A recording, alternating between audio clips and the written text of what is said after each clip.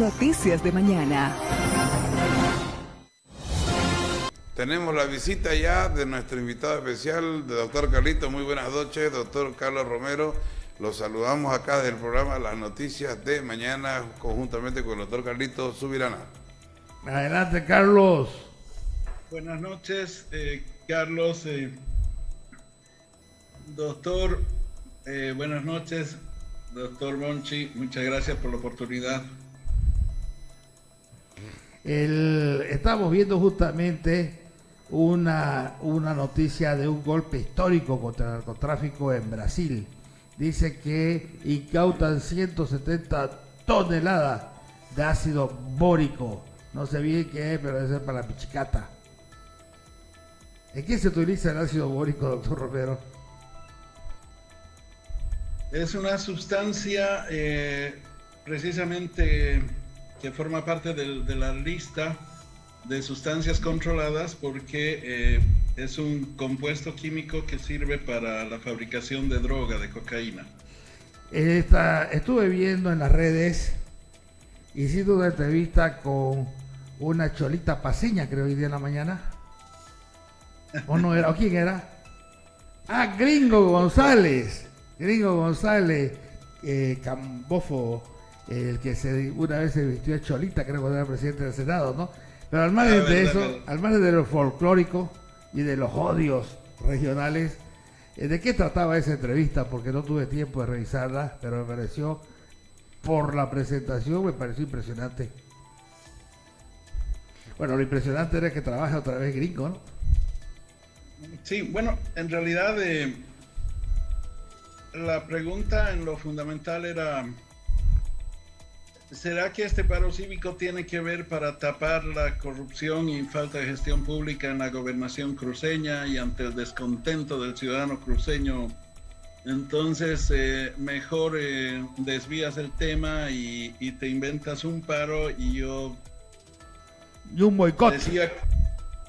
Sí, o sea, yo decía que no, o sea, quiero trascender, digamos, de un análisis que pueda ser muy sesgado, muy subjetivo.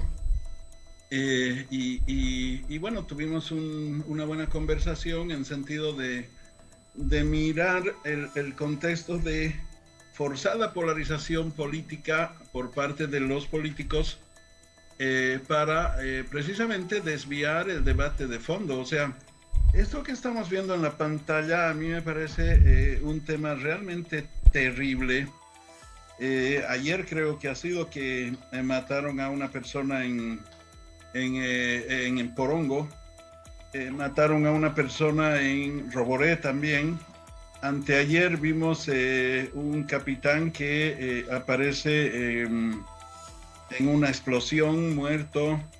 Es decir, eso se está haciendo como que cotidiano, ya no sale siquiera en la prensa, y a mí sí que me preocupa eso porque en Bolivia hay un descontrol y una protección absoluta al narcotráfico de parte del Estado en su conjunto, es decir, el Ejecutivo, el Legislativo, el órgano judicial, la Fiscalía, el órgano, el nivel autonómico. Hay una protección descarada al narcotráfico, la prensa servidumbral, diríamos, al discurso del interés del establishment.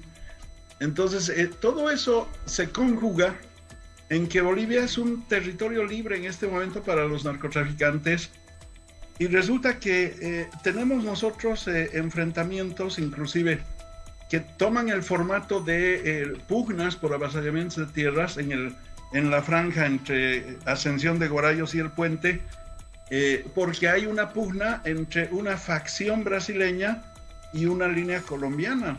Tenemos hace unos días una persona que aparece descuartizada en Las Petas porque estaban sospechando que quería articular gente para el Comando Bermejo. Entonces ahí tenemos una facción del PCC que ha tomado el control de esa zona. Tenemos en el Chaco, preocupante porque se está llevando en gran cantidad droga y en avionetas que antes estaban incautadas, que se supone que no debían estar volando. Tengo hasta las matrículas y las coordenadas de las pistas.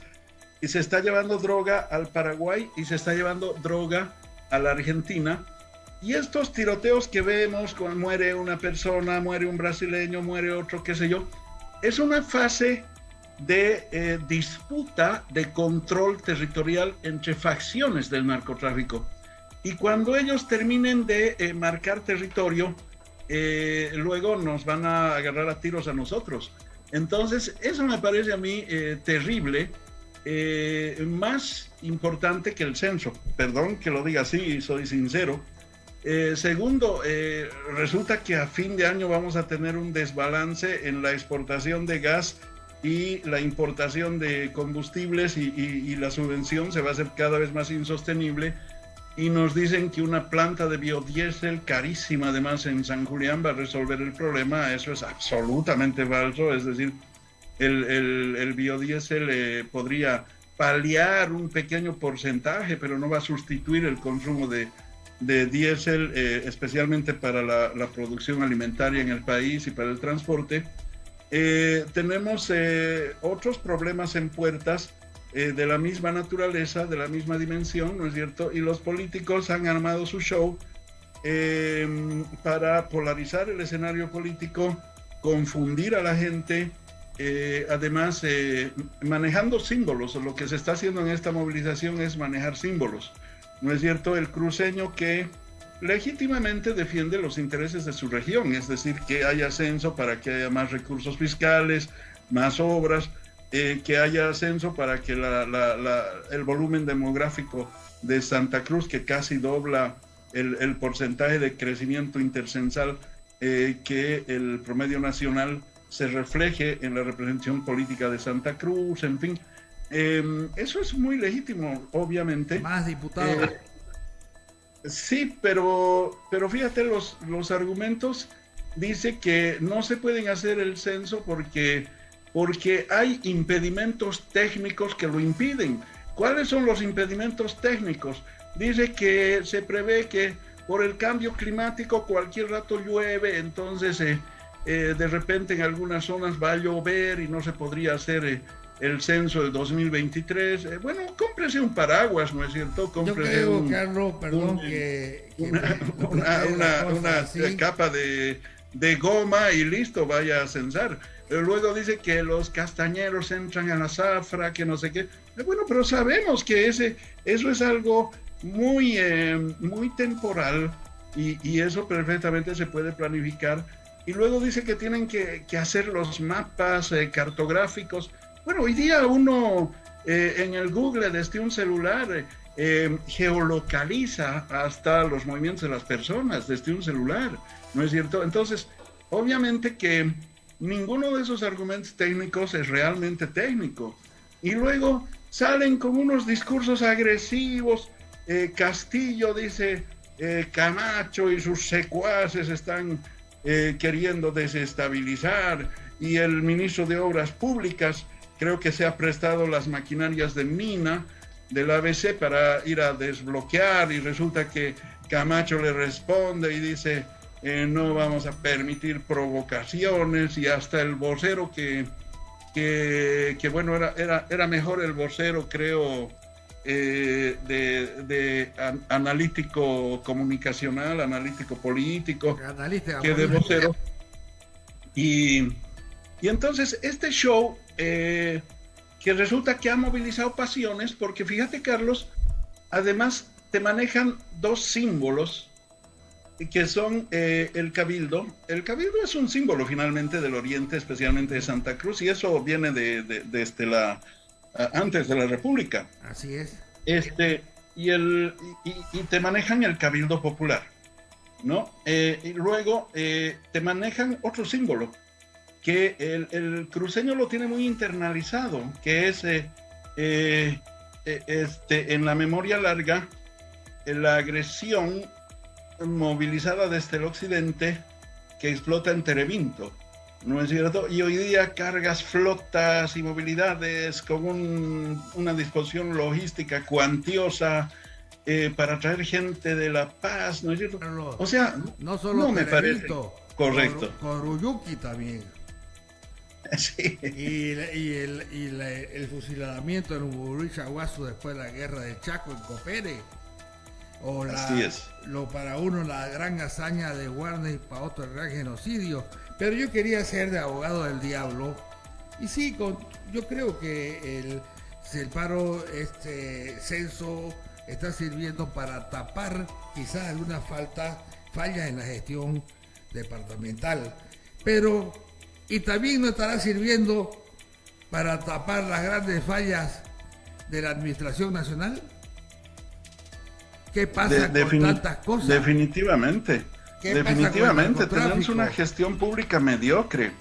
Fíjate, Carlos, hasta el cierre del primer semestre, la ejecución pública del nivel nacional no llegaba a la tercera parte. Y el año pasado hemos cerrado con una gestión pública, con una inversión pública en el nivel nacional que creo que ha rozado apenas algo más del 50%. Entonces, tenemos gestión pública mediocre en el gobierno nacional, en las alcaldías y en las gobernaciones, porque además ninguno nos dice a dónde quieren llevar el país, qué quieren hacer con este país. Lo que está claro es que estos politiqueros lo que están haciendo es confundir a la gente, manipularla, movilizarla, y a mí me preocupa porque resulta que, por ejemplo, están trayendo contingentes policiales de La Paz y a todos los comandantes departamentales del interior.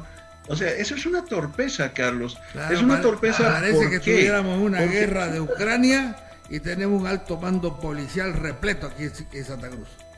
Claro, reunido ahí en el edificio del CONALTID, ¿no? Pero, es decir, si vas a tú reunir al alto mando policial, bueno, reúnelo pues en el comando de la policía.